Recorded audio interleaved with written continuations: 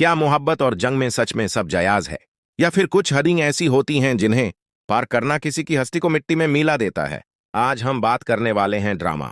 टैपिश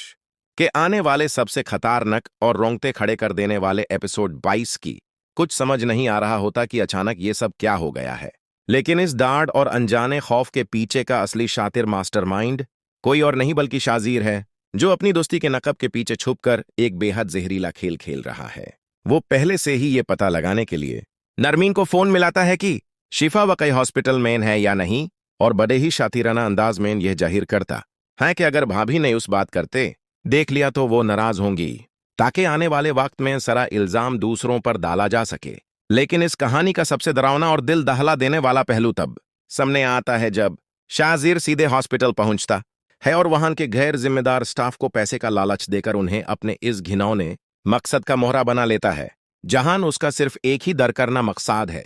किसी भी तरह शिफा के उस बच्चे को दुनिया में आने से रोकना जो माज और शिफा के रिश्ते की आखिरी दौर और उम्मीद था। वो डॉक्टर को ऐसी जहरीली दवा या इंजेक्शन देने का कहता है जिससे शिफा का बच्चा जाया हो जाए, और फिर बिना किसी रहम के वाही होता है जिसकी शाजिर ने साजिश रची थी। शिफा की हालात अचानक इतनी ज्यादा खराब होने लगती है, वो दर्द और बेचैनी से तड़प उठती है, और मासूम माज को कुछ भी समझ नहीं आता कि वो अपनी बीवी को कैसे बचाए। सोचिए, जब शिफा का बच्चा जाया हो जाएगा तो शाजिर की ये चाल पूरी तरह से कामयाब हो जाएगी, और माज के दिल में ये पक्का शक बैठ जाएगा कि शिफा कभी उसके बच्चे की मां बनना ही नहीं चाहती थी, क्योंकि वो अंदर ही अंदर शाजिर को चाहती थी। क्या शिफा इस गहरी और दार्दनाक साजिश से बच पाएगी? क्या माज कभी सच जान पाएगा, या फिर यह तपिश उनकी पूरी जिंदगी को रख कर देगी? जानने के लिए जुड़े रहिए और देखते रहिए इस ड्रामा का हर नया अपडेट, जहां कहानी एक ऐसा खौफनाक मोड़ ले रही है जिसे देखकर आपके होश उड़ जाएंगे।